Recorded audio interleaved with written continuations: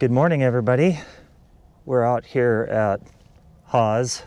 We're going to do a climb on Big Sister, or is it Twisted Sister? Twisted Sister is a climb. We climb Twisted Sister and then go down we go on down Big Sister. Right on. So we're going to try a new format. We've been debating on the name, but we're thinking maybe Ridecast, Bikecast, something like that. But there's nothing more boring than watching POV video, somebody's downhilling.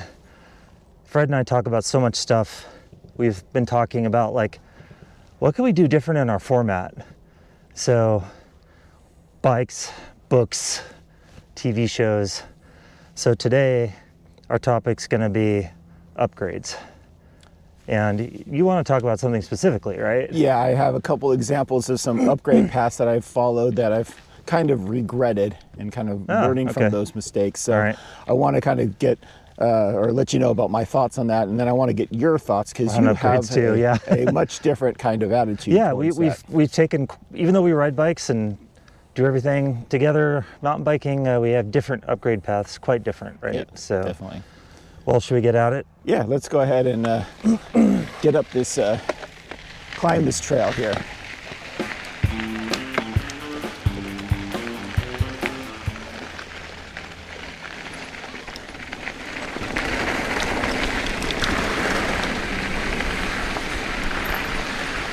So we're both mic'd up.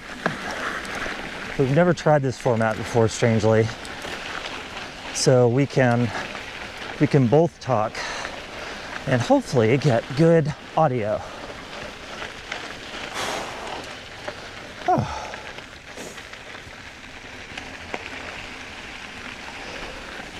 Now I gotta catch my breath from that.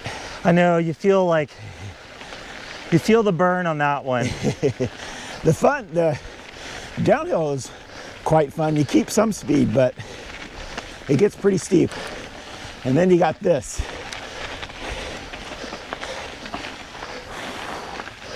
Okay. Whew. Now the rest of the climb is a bit normal.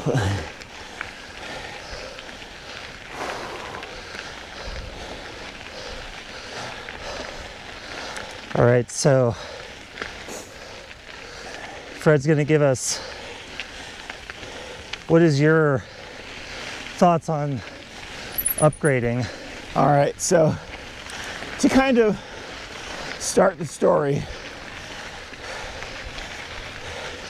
I want to kind of go back to my old bike, and when I originally built it, and all the changes.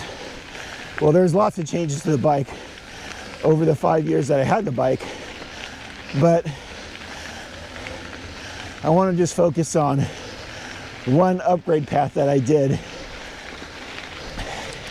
And I kind of feel a little bad or guilty about it. So to get the story started, I had just built up my dream build bike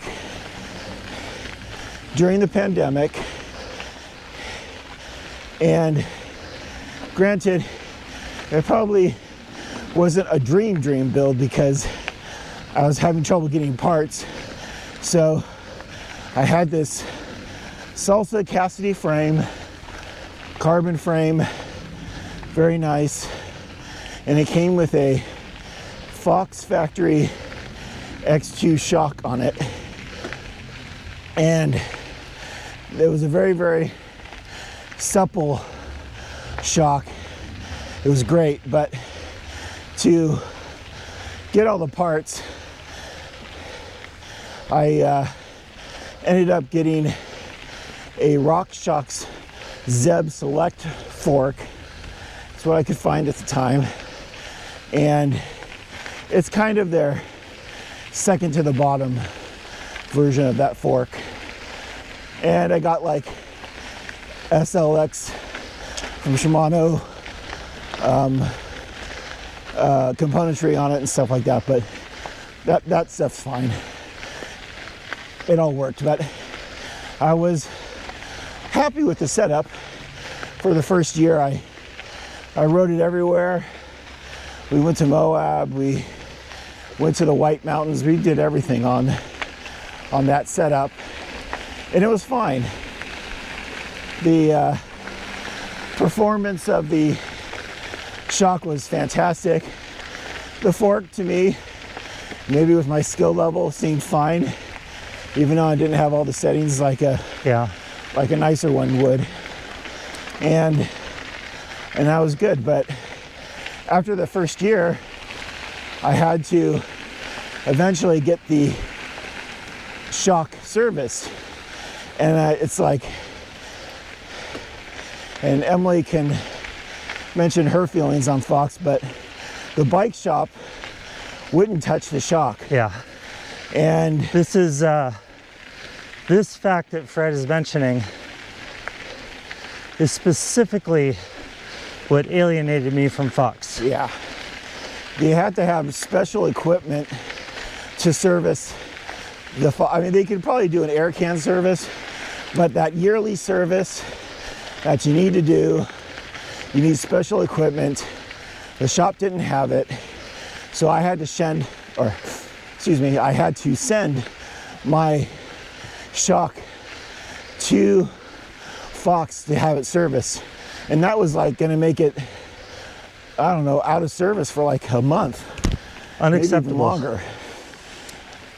So we ride like 4 days a week. exactly, you ride 4 days a week and not have a bike for a month during, and it was probably like during our prime, winter riding time out here in the desert. So to solve that issue, I went ahead and said, well, I don't want to have to deal with that. I went out and bought a RockShox Super Deluxe shock, and it was like an ultimate. Put that on the bike, kind of rode that basically for the next year. I kept the X2, I had it serviced, but I kept it in storage and didn't really, didn't use it for the year. And it was fine. I even had the shock service at the bike shop after that next year, no problems. So if you have the financial means, you solve this problem by having 2 shocks. Yes, but And one of them, the RockShox brand, can be serviced at Landis. yeah, in fact, they provide instructions where if you have the equipment and the knowledge, you can service it at home. Yeah, and you did that a little bit. Yep.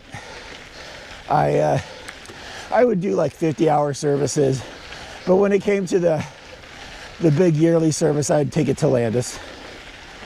So anyway, after a year or so, again, I started to kind of miss my X2 shock, because I would have to admit that it felt better than the RockShox Super Deluxe. This was an older Super Deluxe too. This was like 2021 version or something. Well, also, I don't think we need to garner any hate mail. Like, the Fox feels great. Yeah. It was a good shock, and it wasn't like the Super Deluxe was bad or anything. It just didn't feel as supple. So I went ahead and put it back on the bike, and this is where I already did, like, I wouldn't really consider it a upgrade. It was more like a switch of componentry, but I said, well, I really do like this shock, but something doesn't feel right with this Zeb, and maybe my skill set had gotten better over a couple years. I finally started feeling the limitations of that fork. So I decided, well, and this is the vain part, I also wanted my fork to match my shock. It had the, Kashima coating, the, and the, having that black stanchions on the Zeb just not matching. It got to me a little bit, so I went out and bought a Fox Factory 38 fork, which is, I got it on sale, but still, it was a good investment. And that is kind of when the guilt started kind of showing its head, because I don't know if it was buyer's remorse or what, but I felt really bad after sticking it on there. And even though the bike felt and ran great, I just had this little kind of bit of guilt. And Well, I think it may have also been that the difference in the shock was kind of, or I should say, the difference in the fork suspension was marginal because right. of my, again, maybe because of my skill set isn't the best, but it did feel better than that base Zeb, but again, it was still not that different. But the bike looked great, but I just kind of felt bad about that purchase. And Well, I think in the background, I know there's a couple things going on. yeah, I think one is it's okay and fine to make working in your bike, wrenching on it beyond just maintenance, make that a hobby, right? yeah, And then I think there's another element of this is, you know, the Salsa frame was a pandemic buy. I think you were beginning to pick up on that it wasn't quite, for lack of a better term, you. yeah. It was, the bike kind of fit what I thought I wanted. And again, when I purchased the bike, I didn't get even to sit on it. I mean, it was literally buy it right from the manufacturer. It was like the last one in the country at the time. I just went for it and kind of just had to deal with it. And it had developed problems over the years. And some things I didn't like. I kind of learned, like, the stack height was a bit low. The chain stays a little too short for the kind of trails I like to ride. Right, and it had like this ever-present creak, Yep. which we've kind of learned is seemingly just endemic to that frame, Yeah. not just yours. Yeah, it was, even in they have a new version of that frame now in the Blackthorn, and even then, brand new, I hear some things about creaks. So either way, I ended up not being super happy about it and went on to make other upgrades trying to determine what the problem was. And I won't go into those details, but nevertheless, I ended up spending a lot of money for little gang, and I just not have that great feeling. So anyway, that's kind of where my story ends. Okay. And I think we're gonna have to take a little break right here and let these guys get up this next little feature.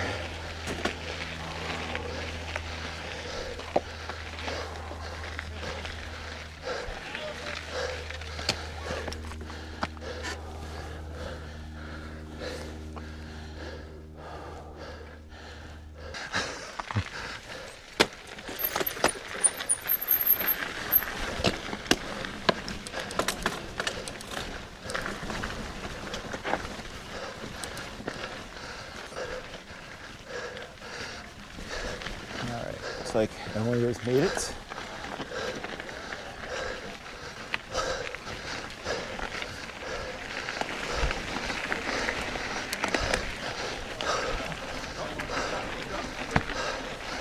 we're good.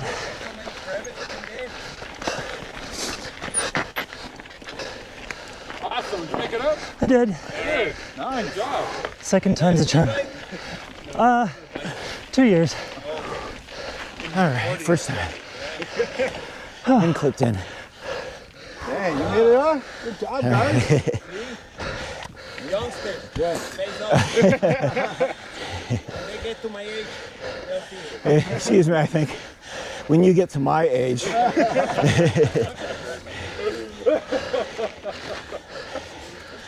Oh, we get to look at that amazing sunrise out here in the Superstitions. Over Red Mountain there. Yeah, and right in front of Red Mountain, right before us is Salt River and this crazy green desert. It's like never like this in December. So we're gonna do a downhill in what, this is Big Sister? Big Sister. All right. Go to full squish. Oh yeah, go to full squish. Full squish engaged. Full squish engaged, okay. All right, off we go.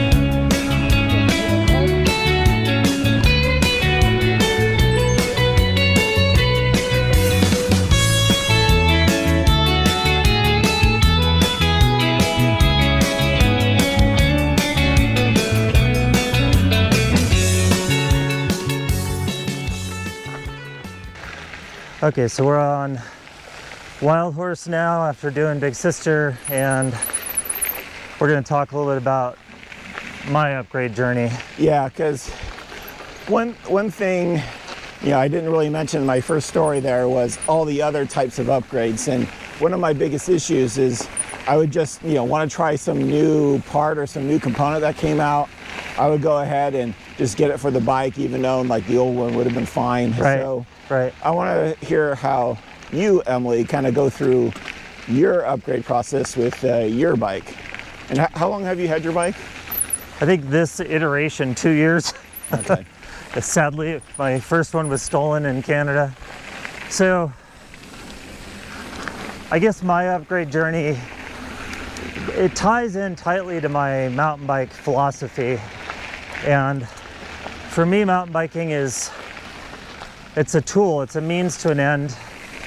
I really enjoy, you know, pine cone smells and the smell of the desert after the rain, or this, a gorgeous sunrise. I like the exercise. I like the companionship. You know, we talk about things like this. What I don't like so much is I'm not that much into the specs, and I'm certainly, as a hobby, I'm not really into wrenching on my own bike at all. I'm more of a set it and forget it type. So my upgrade path is more like I like to upgrade the stuff that's like a touch point on my bike between me and the bike. And that's about where I go. I forget it and I'm happy. And beyond that, I just repair wear items. So when I got the bike, the very first thing I did is we stripped it down to the frame and I put PPF on it.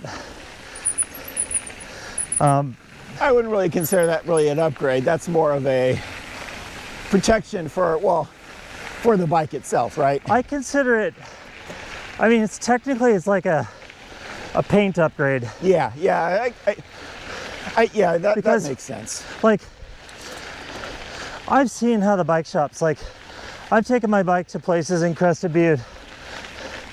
You get it back and they bashed it against a pole or it's sitting up against another bike and there's a nice blue gash in the paint. Oh yeah, that's my biggest problem is crashing.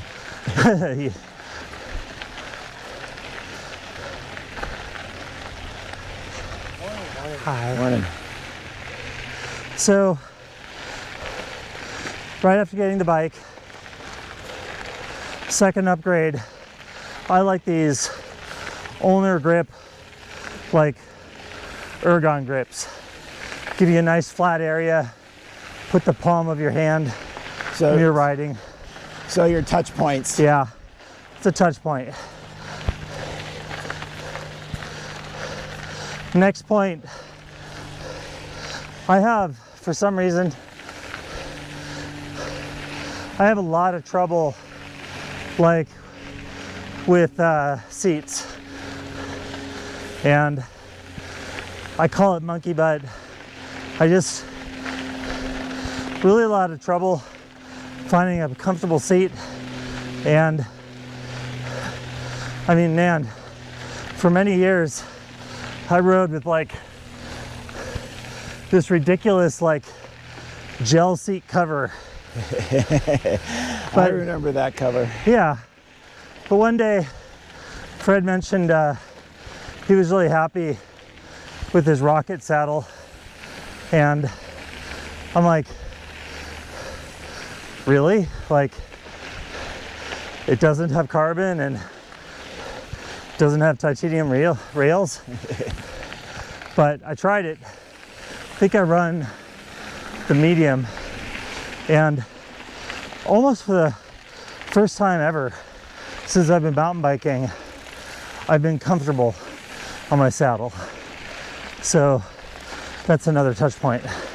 Yeah. I like to ride cleats, SPD, and you know, I think Fred is much more evolved than I am. I really mean it. Like, Fred will he likes to pick the right tool for the right job. Well, So, for example, just to intersect what, like, I actually did learn to ride bikes with toe clips way back in the 90s. way back in the day, Yeah, but I've always been more comfortable on flats. But like today, I'm experimenting, so I'm riding my Shimano SPD clips. So nice. But like, you pick the right tool for that job. You have a gravel bike, yes, you have a road bike, you have, you know, now you have a trail bike. yeah, I don't do that. I overbike most of the time. You know, so I set up for my pedals. I like to run Saints. I just like the wide pedal area. You don't get any hot spots, and I ride them with, you know, my Shimano Adventure boots, right? oh yeah. So I don't care. It's my bike. It's how I want to ride. I love those boots that you have. Those Shimano. You can hike in those things. You can. So that was the other upgrade. Is immediately is the Shimano Saint pedals. Also, I hate, this is one weird oddity about me, but know, I talked about how mountain biking for me is like an immersive experience. I like also to ride and, you know, I like to think. And so noise really bothers me from the bike. And, you know, I noticed right away years ago when I started riding that, you know, traditional steel rotors, you point the nose downhill, you dump a bunch of heat into them, and you get that famous ticking as they taco. Yep. And so, In fact, I experienced that yesterday myself a little bit with these center Did you? line rotors, a little bit of tacoing at the end of the ride. yeah, I mean, with a solid piece of metal, you dump all the heat into it, it's gonna change shape. And so Shimano handles that with, they offer freezer rotors, also another version called ice, but it's the same technique. It's like a, you know, some space age alloy that comprises the actual rotor, and then they have what's called a spider. So there is, like, I don't know, rivets that attach the spider to the rotor so it can change shape and not taco. And so I put those on immediately. I didn't ride the bike one time with the original steel rotors.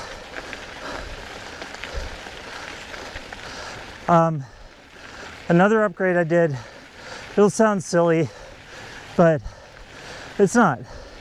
You know, this is my bike. It's my hobby. It's my way to get away. It's how I de-stress.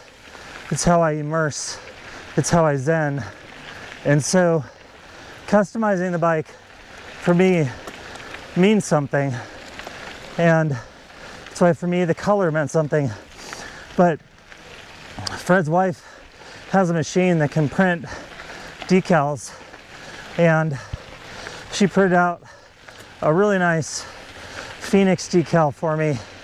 And I call this bike the Phoenix because she rose from the ashes of theft and extreme disappointment when my bike was stolen a few years ago, a couple few. And she also printed out my name, and I put that on the bike too.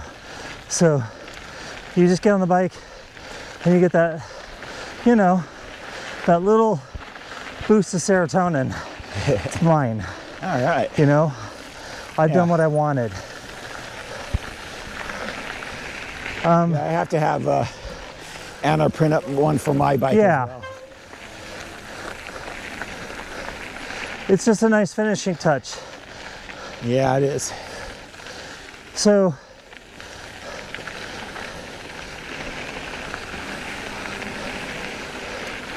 another upgrade I did on the bike, I don't know if you consider this an upgrade, but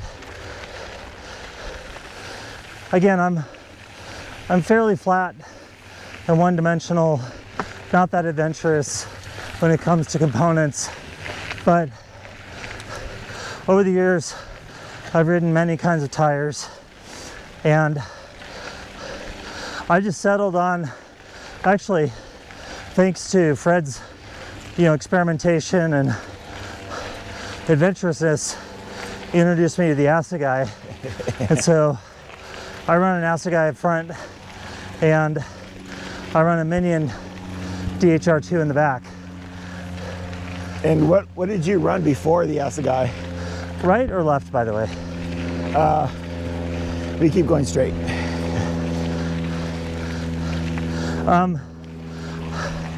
I used to run, believe it or not, I used to run the DHR up front. So, And I did try the DHF for a while, but my phrase for that tire was that traitorous bastard, yeah. because my experience was it would wash out without any warning. And I've read, you know, these reviews or people like, they like to drift. That, for me, that's just, I mean, that's suicide, right? Like, Yeah. I don't want to Especially- drift. I think especially here with all this kitty litter that we have to ride in Good morning. out here in the desert. Yeah, we have all this loose over hard. It's really treacherous stuff. And the Assegai really hooks into it. But again, it's heavy, Yep. you know. I also run them as wide as you can get them, so it's heavy. But Yeah, I have them on my other bike, on my e-bike. I have an Assegai. I used to actually run 2 Assegais, but on an e-bike, you don't care about the heavy or the weight. right, You right. care about the grip. But I went ahead and put the Minion DH2 on the back because I still prefer it a little bit more than the Assegai in the back. So, having talked about all those upgrades, everything I just described, that's the way this bike has been for years now. And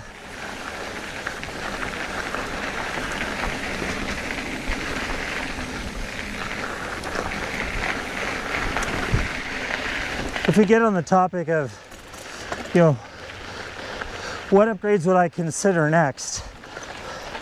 There's like basically 2 of them. One is, I've never been like thrilled with these brakes. These are the Code brakes. Is it the Code RS, something like that? I think the R's. Okay, But we'll Code have to- Rs, okay. We can put it up on the screen. But I noticed immediately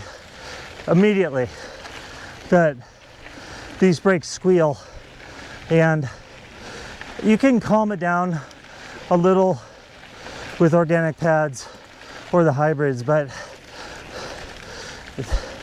they're loud Yeah. and obnoxious.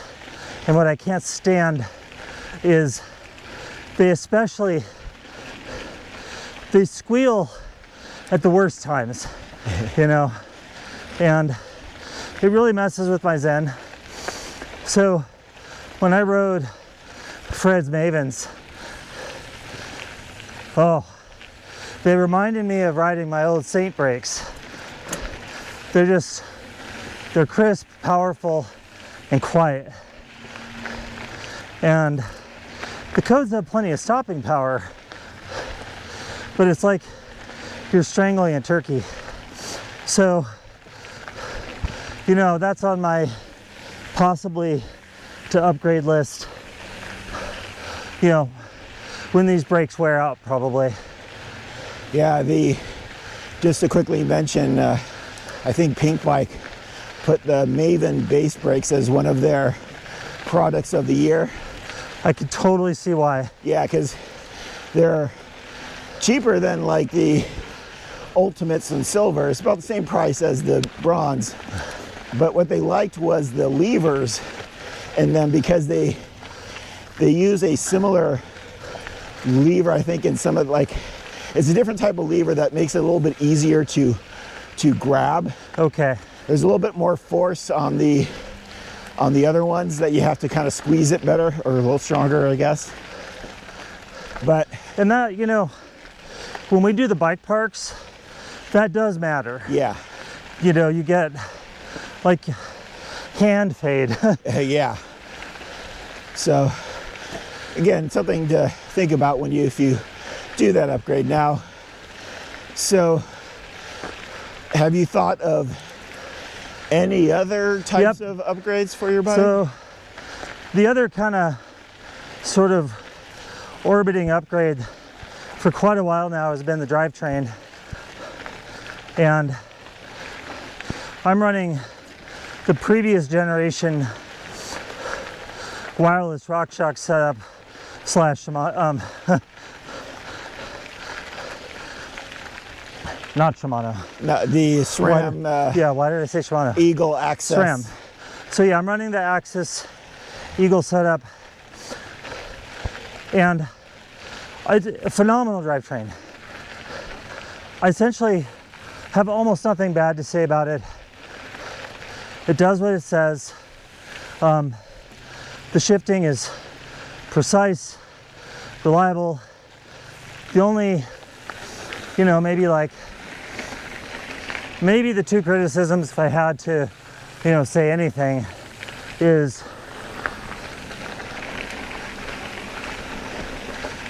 that for me at any rate, maybe it's my shifting style, I don't know, whatever it is, but I blow through cassettes really fast. You know, I haven't had any like hard failures or anything, but you wear out the ramps, stretch the chain, and you know, it's pretty pricey, right? To Yes, they are. yeah, like you put the cassette, the chain, and then I typically do the ring at the same time. So, you know, I don't know, it'd be nice. It's such a good value proposition.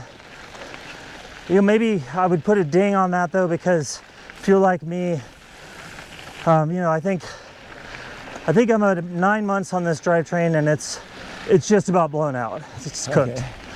Yeah, I don't think the only thing I can think of is that you probably just, you know, you're probably a really good shifter and you shift a lot.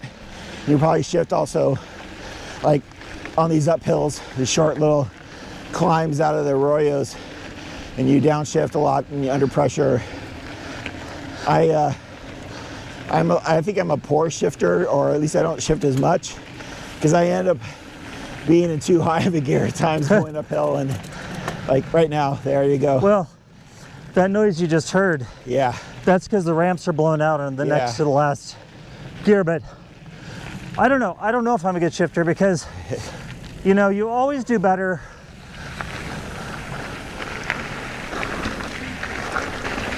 and your drivetrain lasts longer. It's just understood, right, if you soft pedal when you shift. yeah, And for our viewers, you know, that's like you give a burst of power so the bike's kind of coasting, and then you shift gently while you're not really under load. And you have less chance of breaking chains. Everything lasts longer. yeah.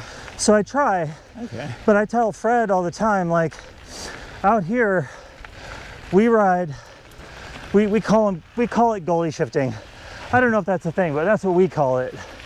And especially out at like South Mountain on Desert Classic, you go in and out and in and out and in and out of these gullies. And so it's just a natural progression where you want to come in on the high side and you want to come out on the low side. And these are 1-bys. So you got to sweep. You have quite a range on your gears that you're going to sweep, you know, to come in on the high side and exit on the low side. Yeah. And I never really thought about that too, because, you know, when we had the 2x10s, it was Yes. just one quick flop One down shift. and not through the entire cassette. So I wonder Right. if they lasted longer. well, you can shift 15% of your gear ratio in one click Yeah. on those old drivetrains. Don't get me wrong, they still sucked, Yeah. but that was one advantage. Yeah. Believe me, I'm never going back to a 2x. Yeah. So Fred is riding, you've got the new generation, right? I'm sorry, say You're that again? running the new generation wireless. What is yours? So, I'm on transmission with this bike, Transmission, yep. and you kind of said something like you were playing around on my bike in the parking lot. And Yes. again, the shifting is not Different. as fast as Access, but they have made some improvements. It's definitely not too bad. I mean, it doesn't seem odd or anything like Well- that, I take it. Yeah, so yours, it's a universal derailleur hanger. Yep. I have a theory. I would never be able to prove this. Nobody's told me this. I haven't read it, but I do have a degree in engineering, so maybe that gives me 1% credibility. But the way these shifters work is they have a little motor in them, the derailleurs, and they run at outrageous RPMs, like jet engine level RPMs. And then they run them through this crazy set of reduction gears to give them the pull that they need. When you ride my system, the GX, it's very crisp, it's very snappy, it's very fast, it's accurate, it's very satisfying. I noticed on Fred's, the transmission is slower, and I know you've got the latest firmware update, Yep. but it's slower. It's still slower, yeah. I just have a theory that they've changed something there to improve reliability and duration. Yeah. Maybe they slowed it down. Maybe they changed that reduction gear ratio. I don't know what it was, but also visibly the chain is different, looks different. So Yeah, it has a flat top chain, and the other thing, you know, since it doesn't have the derailleur hanger, you don't have to deal with bent derailleur Right. hangers, right? It's hooked up on the frame, so sometimes when shifting gets off. Have you ever had to replace any of your derailleur hangers? I have not. Okay, Not on this bike. all right. Now, I have Fred- on my old bike. Plenty of Yeah. times. so Fred and I talk about this a lot over the years. I think I was like a one-person wrecking crew when I first started riding, and I had that Gary Fisher, and right after I got that Fisher, they came out with the Remedy, and I bought the Remedy, which I would argue is kind of one of the first generation long travel 29ers, even though by today's standards it's more of a trail bike. But I beat the crap out of that thing. I cut my teeth on, you know, and I feel like, She literally you know, broke the frame, actually. So what's that? you broke the frame on the I Remedy. literally It did was- actually break the yeah. frame. I mean, I rode the bike for 7 years. Yeah, And you ride 4 times a week, you total up the mileage over 7 years. That's a hell of a lot of mileage of bad road. But I replaced everything. yeah, Chains, derailleurs. I broke shifters. I mean, my gosh, I broke my carbon, you know, that Crank Brothers seat. yeah. Like, and I think, I feel like that was, what was happening there is skill level. Like taking too much out on my bike and Well- letting it just soak everything up. The one thing I'll probably state too, that back then the components were definitely True.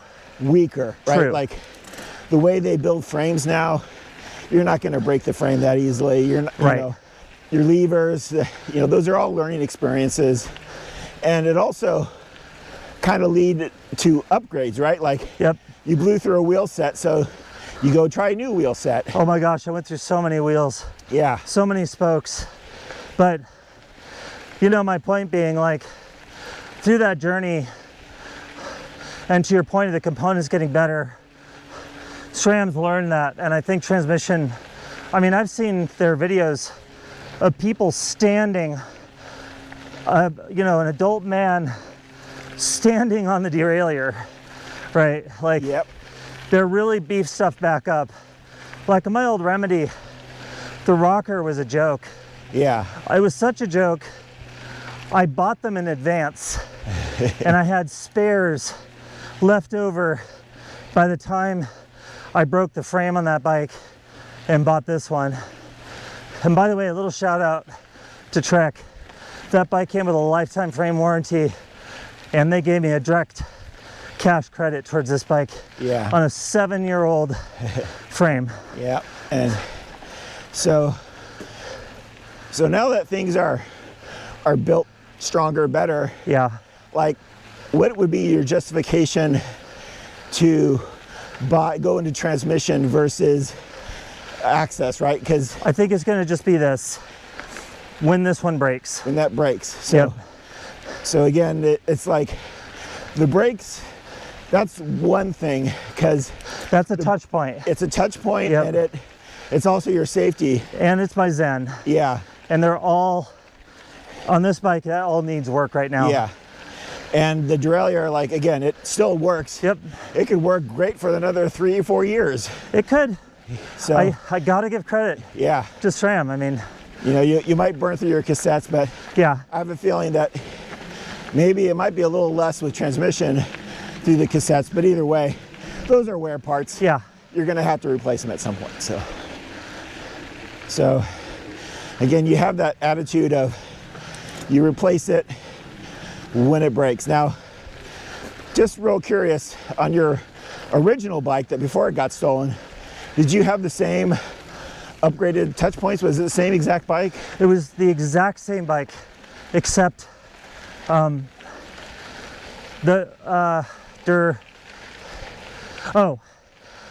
bike had carbon cranks. So you had the upgrade. Okay, so on that level of bike at the time when it sold, it came with the That was a 9.9 SRAM XX. Yeah, and Carbon cranks, while this one is the GX. in order to get this bike in the 9.9, you had to go flight attendant, Yeah. and I did not want to do that. So I went to the 9.8, which was everything the same except aluminum cranks, and she's been fine. All right.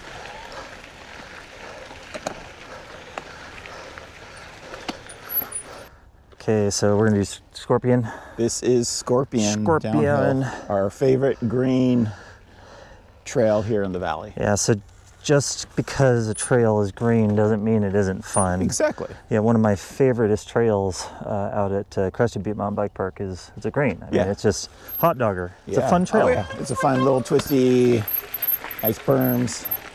All right, off we go.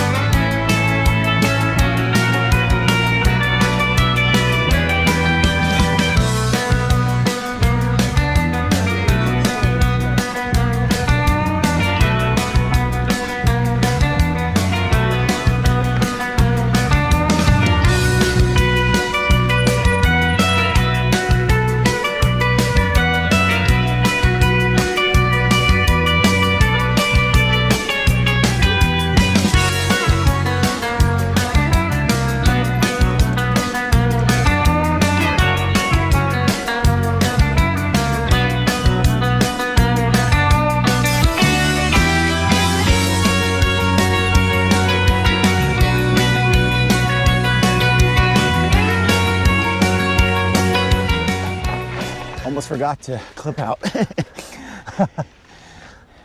All right, now we're going to take the bush highway back to the truck. Oh, and I'm still in a high gear there. That was a fun little downhill. Oh, it's a wonderful downhill. Yeah. Not that techy, but just, I don't know, it's, what do we call it? It's one of those ones you get a good return on your investment. Yeah, I think first of all, I think I'm going to lock myself back out again. Yep. One of the things that I found out on this trail, because I'm still new to this bike, I'm figuring it out, and I put my clipless pedals on to see if I can get a little bit more control with the bike, because I have not felt comfortable, yet hitting jumps and having that control yet. So I figured, well, I'll do an experiment where put on the SPDs and give it a trail run. And so far, yeah, it has helped. I've been able to control the back end. I'm bunny hopping a little bit better.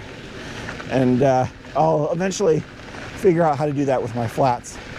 But the one thing on the downhill that I realized was that I was hitting my brakes way too hard in the berms, and I just lose so much speed. And for me to even get close back to Emily, I'd have to start pedaling really hard on the straightaways to kind of get that speed back up again. And somehow I have this fear of sliding out in these gravelly turns and stuff. And I know it's, you know, something else I would probably need to upgrade, and that's my skill set.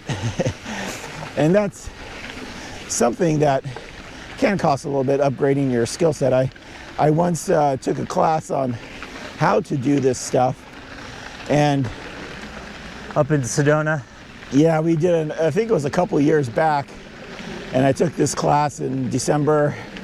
It was cold, but it was a good class, and I had learned some good bike body separation skills. Right. But and it also taught me how to make the turns. But I do those turns like, you know, it was on like slick rock, which was very, very grippy and really easy to get that bike separation and do that. But when you get on the trail itself, I just have I think it's just mainly fear, and I'm not practicing it. So that's one thing I need to practice. So what are your thoughts on upgrading skills? I think one of the more interesting talking points that you mentioned to me after that class was they mentioned something along the lines of when you're replacing your tires, especially your front, examining the lugs to see if you're wearing out the side lugs. Yeah. Or if you're, you know, if you're taking advantage of the, for lack of a better term, the body English, where you're really banking. And that's always stuck with me. Yeah, because one thing about, like with my Assegai, it has those nice giant side knobs, but I'll go through a set of tires and the side knobs are still Fine. Yeah, they're in good condition. Although granted, the dry air out here does make them crack a bit, but you can still see some of the like hairy rubber pieces on there because I just don't get those turns in properly. I'm still too upright on those turns. Yeah, I find the one of the oddities of mountain biking is it's kind of one of those recreational sports. It's not like scuba diving, like where you got to get certified and go through training and learn skills and techniques. It's almost like, you know, everybody who mountain bikes, it's like self-discovery. Like everybody self-trains. So either you're picking up good skills or bad skills. But one of the things I've noticed, like, I feel like you can tell a noob, immediate dead giveaway is they're doing everything sitting down. And it's hard to explain the physics to our viewers, but if you're sitting down on the bike and you've got like this, you know, dead weight, and you start taking a corner, it's like a manufactured situation for a washout. But if you're out of the bike, out of the saddle, and your interaction is, you know, you're standing up, you're touching the pedals, you've got a nice, you know, springiness to your stance and your knees, and you're soaking up, you know, all the suspension movement with your knees, and you're not death gripping the bars, but you've got a confident grip.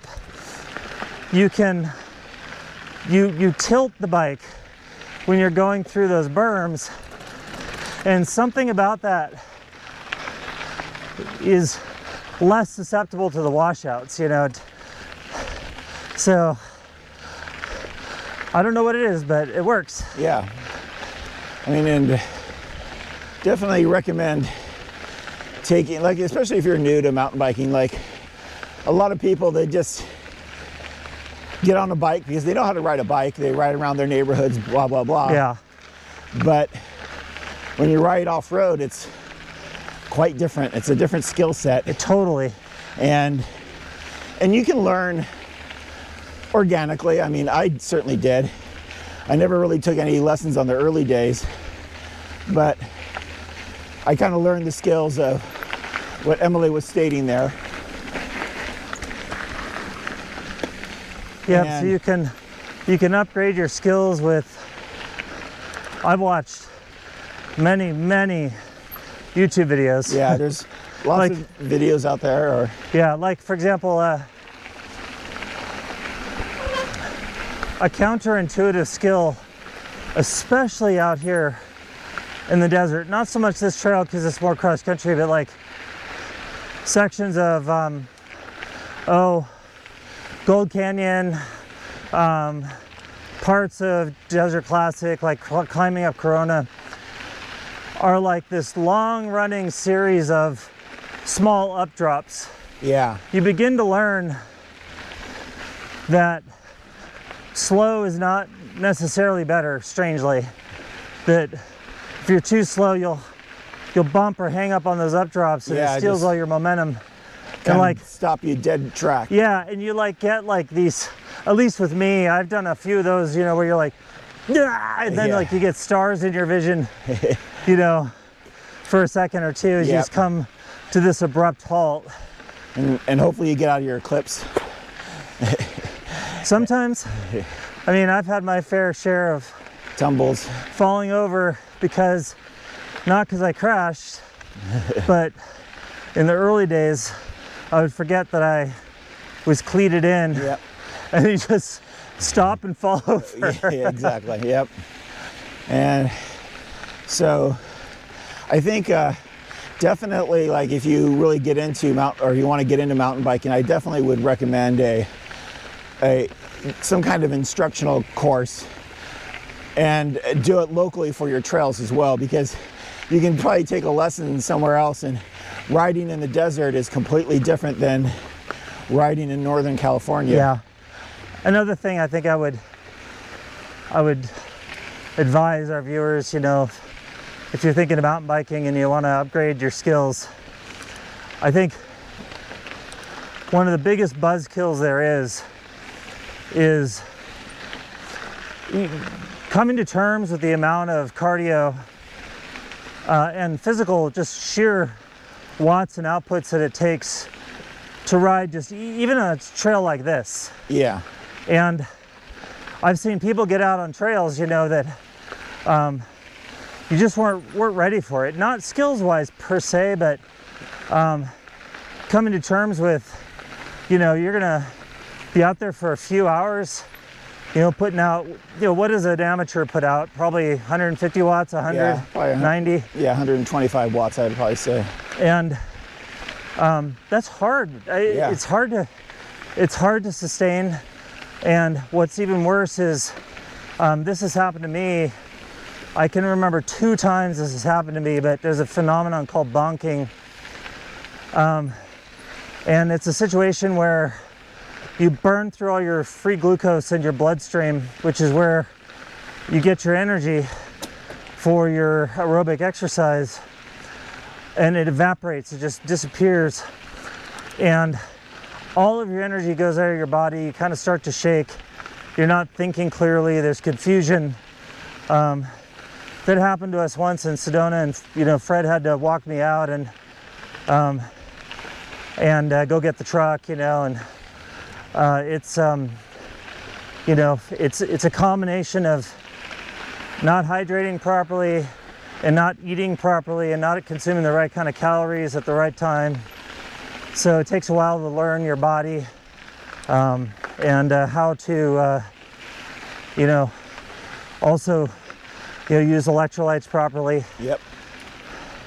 I think one thing that people are doing these days are getting, and this is nothing bad about e-mountain bikes or pedal assist bikes, because they do help with the physicality of it, but I would recommend still to learn on a regular bike, because even learning on a e-bike can give you a false sense of your physical nature, and especially something bad or mechanical happens to the bike, you know, you might be at a loss to get back. Yeah, you have to pedal out a 50-pound bike.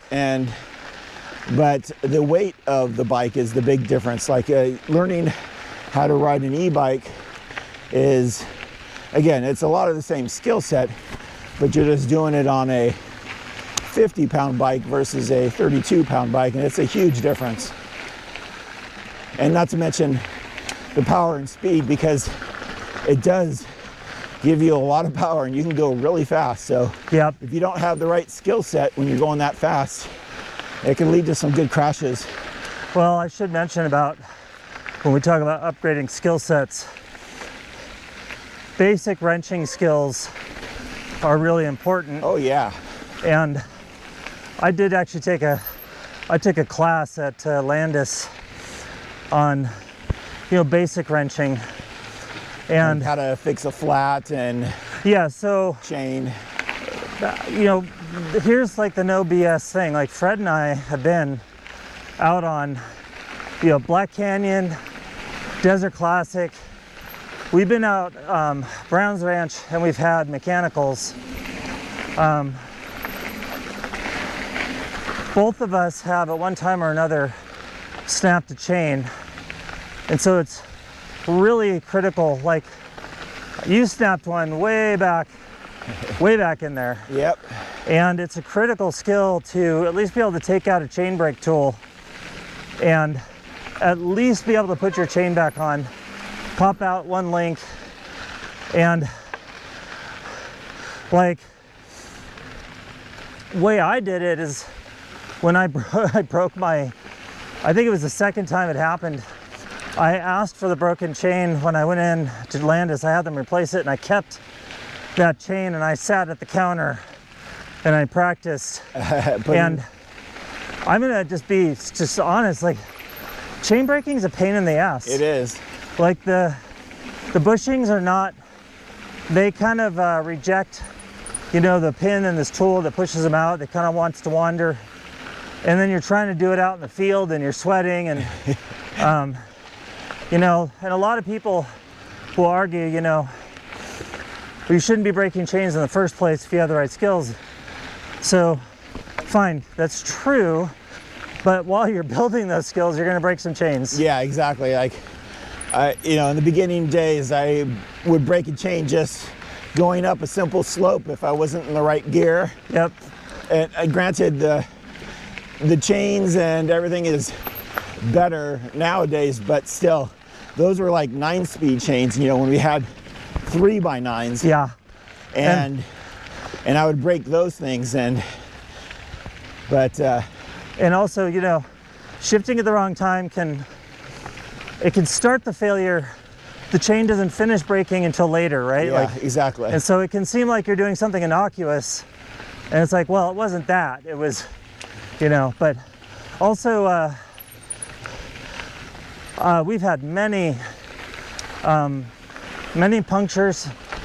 I would argue that these days, way less of a big deal with running, you know, with like stands or orange sealant, but you know, with the tubeless setup is not as big a deal. But I have been in situations, you know, where you got to get out the paddles and you pull off the tire, pull it off a bead, and then, you know, you put a tube on, you want to get out. Yeah.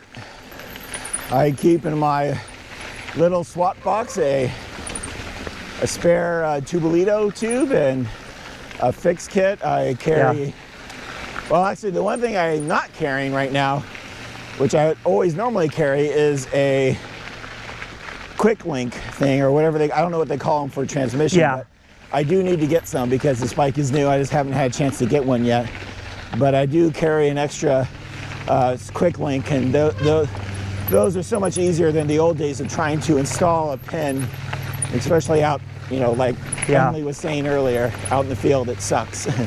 So carrying all the right stuff with you is very important.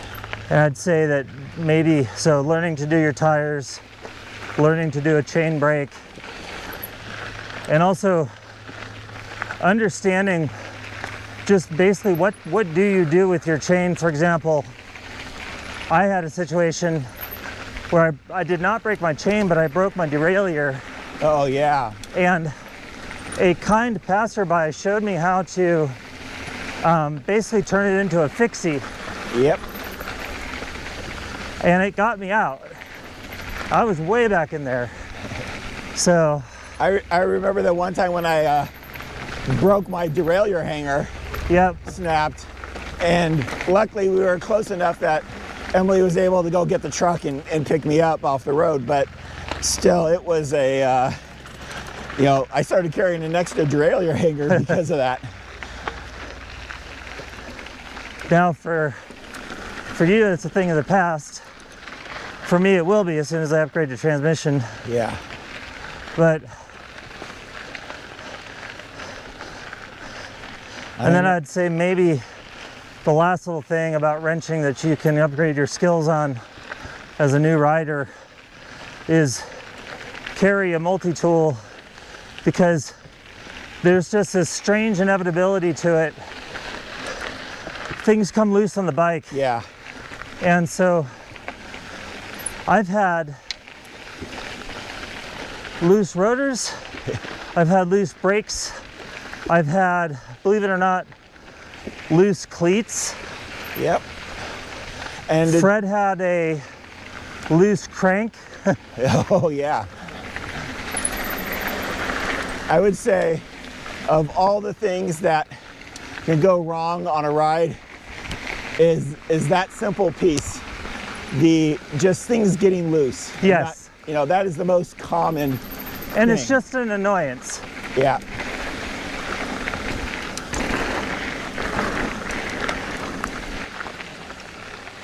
So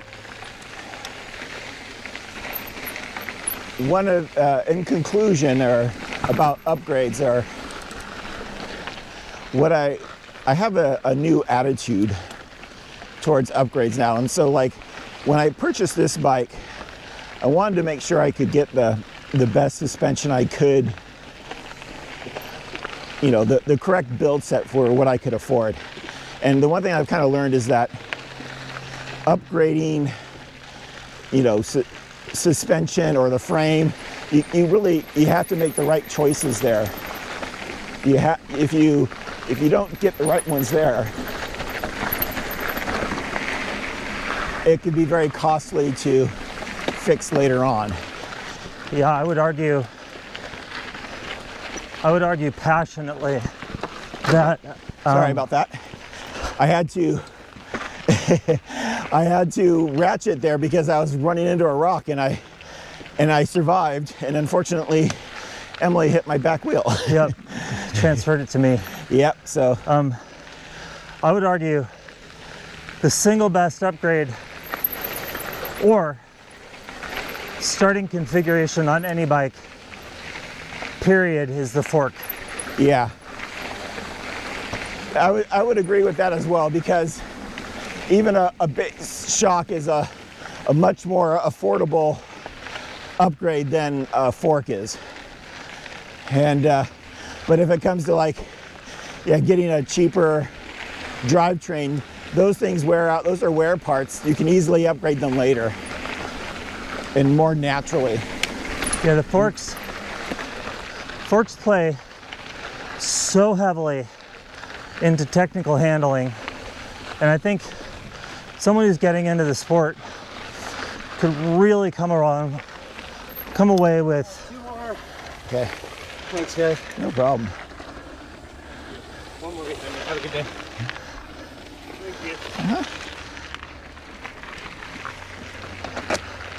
I think somebody who's getting into mountain biking, they might not even understand what's happening, but they could have a really crummy fork and it robs the bike of its best characteristics. Yeah, it's performance. It could lead like to bouncing all over the trail. Yeah. It can, you know. It can lead to endos. It's, you know, it's amazing just how a good fork, that's where I would spend my money. Yeah. other than the frame. Yeah, you don't want to start with the, you know. Yeah. So again, like I have aluminum wheels on this bike. I'm not gonna, I might upgrade them in the future, but not until I actually blow them out. So if they break, I can get something nicer.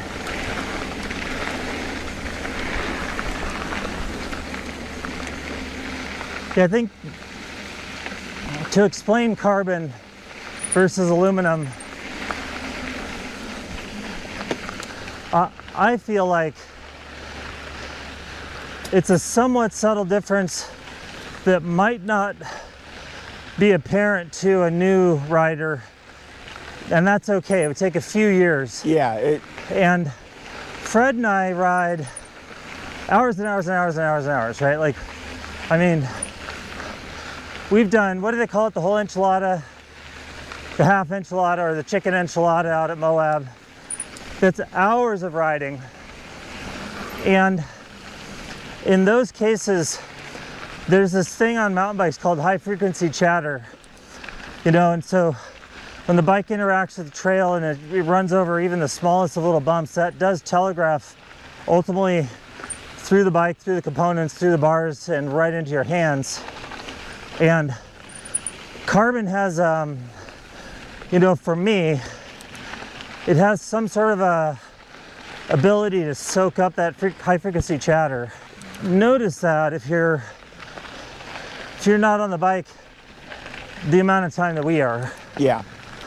And that was the one upgrade that I did to this bike when I got it new, other than getting the PPF put on the frame. Yeah. But I went ahead and changed out the specialized alloy bar with a nice one-up carbon bar, which I have on my other bike as well, and I'm just really comfortable with this bar.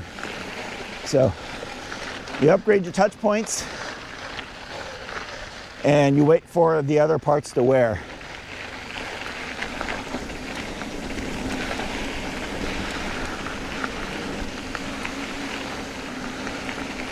Yeah, the components are so good now. Yeah. I mean, you're looking at least for me, how I blow through the drivetrain, you know, every 9 months. And also, you know, if you're like me and you head up to the Rockies in the summer and you're doing a lot of really intense downhills, then I go through a couple of sets of pads, hybrid pads a year, brake pads. Thank you, just the two of us. Yeah, those are, I think the only thing I'm really considering right now on this bike is the chain ring and just getting a smaller size. And that's more about fit, the proper sizing, and how comfortable I am with my climbs and stuff. So not really an upgrade, it's more of just a changing out of parts to... Yeah, I did forget to mention that I run like a 28 tooth ring. Yeah. Wolf tooth. And, you know, I'm a terrible, you know, like natural selection mountain biker. I might be pretty good for downhill, but, you know, I'm tall, heavy, you know, compared to these 120-pound whippersnappers. And the 28 tooth ring, I think, for me, it was one of the biggest like reboots in my entire cycling career when I discovered it. And it gave me the ability to do, you know, those short burst power climbs. You know, you need to do a few 100-watt pull for, you know, a few seconds.